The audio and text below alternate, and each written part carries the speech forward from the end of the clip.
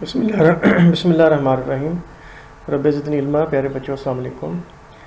मैंने आपको lecture number 1, lecture number 2 और लेक्चर नंबर 3 का मटेरियल भेज दिया था लास्ट वीक, और इसकी मैंने आपको बताया था कि जुमेरात, जुमा, हफ्ता आपने ये तीनों लेक्चर होमवर्क करके मुझे वापस भेजने हैं, यानी इस जुमेरात ये जो भी आ रही है। तो अब इसके लिए मैं वीडियो सपोर्ट आपको भेज रहा हूँ। आपने बहुत ज़्यादा में से क्वेश्चनिंग की है कि वीडियो सपोर्ट, और हालांकि ये रीडिंग के लिए मैं चीज़ें बेटा आपको भेजता हूँ, तो वीडियो सपोर्ट आनी होती है। आप क्योंकि लास्ट वीक मैंने आपको भेज दिया था जो मटेरियल था, आपने इसको रीडिंग करनी थी।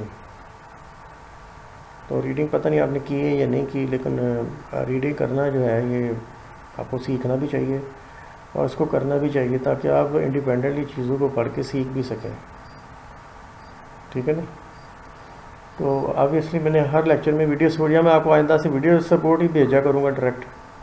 ठीक है ना? फिर आपने कहना जी वो लेक्चर भेज दें। तो पॉजिटिवली लिया करें बेटा चीज़ों को। शुरू करते हैं। STA 302 हमारा कोर्स कोड है, और कोर्स टाइटल है basic probability and random variables, और कैट आर्स 330। कोर्स और लिंक्स मैं आपको पहले भेज सेपरेटली ग्रुप में शेयर कर चुका हूँ, लेकिन अब मैंने इसको लेक्चर 1 का पार्ट बना के आपके साथ शेयर कर रहा हूँ। सबसे पहले प्रोबेबिलिटी कॉन्सेप्ट्स और उसके बाद एडिशन और मल्टीप्लिकेशन। तो प्रोबेबिलिटी कॉन्सेप्ट्स से पहले हम बात करते हैं। सॉरी, प्रोबेबिलिटी पे जो सबसे पहली बात आप कर सकते हैं बेटा, वो ये कर सकते हैं कि प्रोबेबिलिटी मेजर्स अनसर्टेनिटी।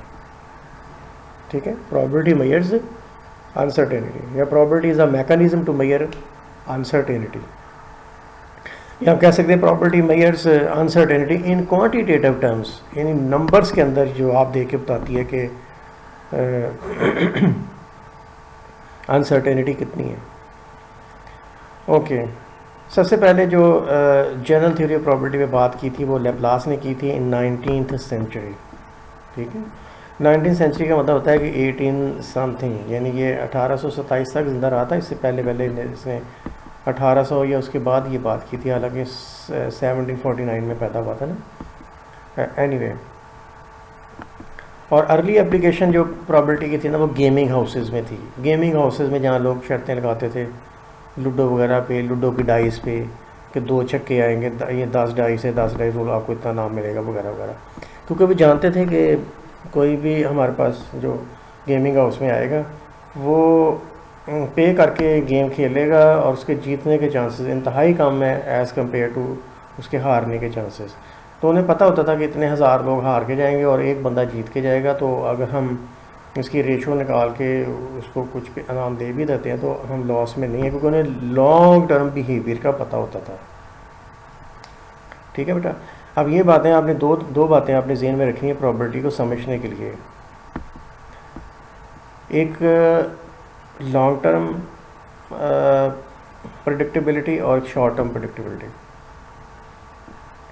यहाँ एक और चीज़ है, एक प्रोबेबिलिटी की डेफिनेशन आपको मिल रही है कि probability computes the chances that an event will occur in future. ठीक है? बस ये जो लाइनें मैं ज़्यादा स्पेसिफाई कर रहा हूँ उनको ही आपने नोट करना है। बाकी बेटा ये कॉन्सेप्ट प्रोबेबिलिटी एंड सपोर्ट्स आपको पता है दुनिया में सदियों से हो रही हैं। ठीक है?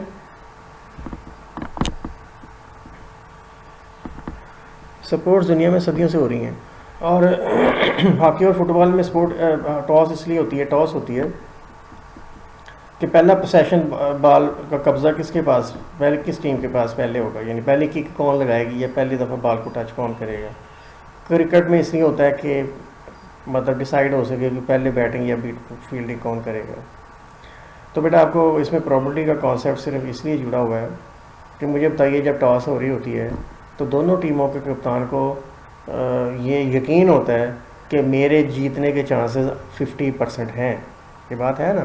दैट इज़ वाई उस पार्ट का वो हिस्सा बनता है। सदियों से टॉस हो रही है, तो हर कैप्टन को पता होता है कि अगर किसी 5, यहाँ मैंने एक जगह पे जिक्र किया है, ये देखो बेटा, they believe that in long run they would have won almost as many tosses as they would have lost.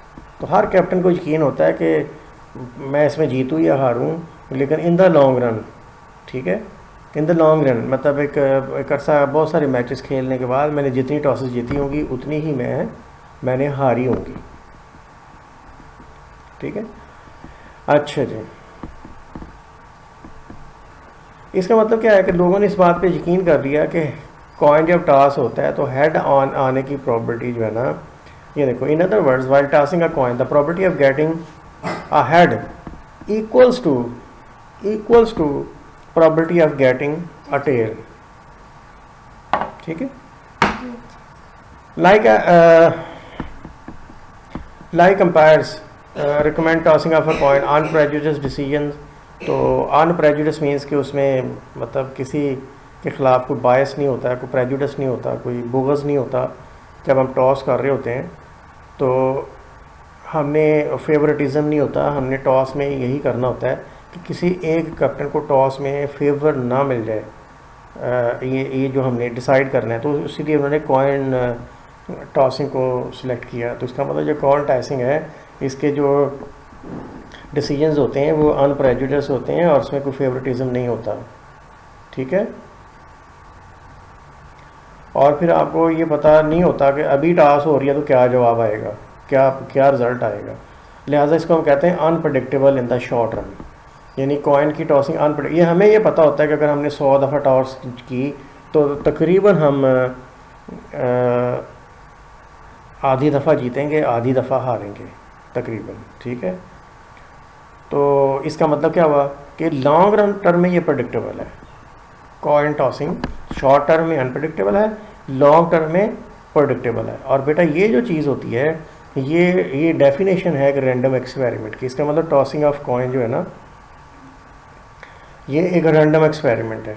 Tossing of a coin अगर आपसे पूछे कि show that tossing of a coin is a random experiment, तो आप कहेंगे कि coin tossing is a random experiment because it is unpredictable in the short run and it is predictable in the long run। इसी तरीके से आप ताश में से जब पत्ते निकालते हैं, 52 पत्तों में से उसे शफल करके एक पत्ता निकालते हैं तो हर एक पत्ते आने की प्रोबेबिलिटी जो है ना वो बराबर होती है। जब लूडो खेलते हैं तो 1 2 3 4 5 6 आने की प्रोबेबिलिटी बराबर होती है, सबको ही पता है। वरना लोग इस पर लड़ते हैं कि नहीं भाई नहीं आपको प्रॉबिलिटी इसकी ज़्यादा है, मुझे काम है वगैरह वगैरह। तो टॉस में ये स्मूथली मैचेस के डिसीजंस ना होते। तो लिहाजा ये बात स्पोर्ट्स ने इस्टेब्लिश कर दी है कि प्रॉबिलिटी ऑफ हेड उतनी ही है जितनी प्रॉबिलिटी ऑफ टेल है, और ये 1/2 है। यानी हम प्रॉबिलिटी का नाम लिए बगैर ही सदियों से प्रॉबिलिटी के ऊपर यकीन रखते चले आए। मेरे कहने का मकसद ये है, अब लूडो खेलते चले आए, आप सबको पता है कि 1 2 3 4 5 6 सबकी प्रॉबिलिटी 1/6 है, ठीक है। तो 5 मैचों की सीरीज़ में अगर कोई कैप्टन 5 में से 4 टॉसेस हार भी जाता है तो वो रौला नहीं डालता, ठीक है ना। एक दफ़ा इंडिया में पाकिस्तानी टीम गई थी, उसमें पाकिस्तान ने 5 में से 4 टॉस या सारे टॉसेस जीते थे, कुछ इस तरह की चीज़ थी, और सीरीज़ भी जीत रही थी, ठीक है ना। लेकिन इसमें ये मतलब नहीं था कि टॉसेस में कोई बेईमानी हुई है, उस पर किसी ने रौला नहीं डाला था। तो इसका मतलब क्या हुआ, लोगों का यकीन था कि कॉइन जो है जब टॉस होता है तो हेड की प्रॉबिलिटी और टेल की प्रॉबिलिटी एक जितनी है। और यहाँ मैं आपको ये बताना चाह रहा हूँ कि ये जो ऊंच नीच होती रहती है ना, कि हर दफ़ा हर 4 में से 2 टॉसेस जीतना ज़रूरी नहीं होता है कैप्टन के लिए। ये 5 में से अगर 4 हार भी है तो इस तरह की जो ऊंच नीच होती है, ये देखो दीज शॉर्ट रन इम्बैलेंसेस, ये बेटा फिक्रा इंपॉर्टेंट है जिसको मैं करके दे रहा हूँ। दीज शॉर्ट रन इम्बैलेंसेस, ये जो इम्बैलेंस हो जाता है ना, बैलेंस ख़त्म हो जाता है कि एक ही कैप्टन जीत रहा है, तो ये are even out in the long run में चीज़ें बराबर हो जाती हैं, ठीक है ना। अगर कभी वो 4 जीत हार ही गया तो किसी सीरीज़ में हो सकता है 4 जीत ही जाए, और इन द लॉन्ग रन जब उसका हिसाब होगा तो एंड ऑफ कैरियर अगर उसने बहुत ज़्यादा मैचेस खेले हैं तो तकरीबन एक जितनी टॉस उसने जीती होंगी, एक जितनी हारी होंगी, ठीक है जी।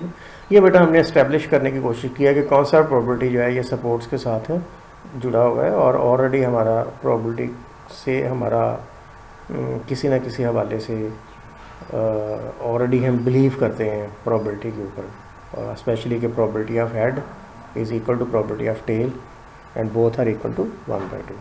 थैंक यू बेटा।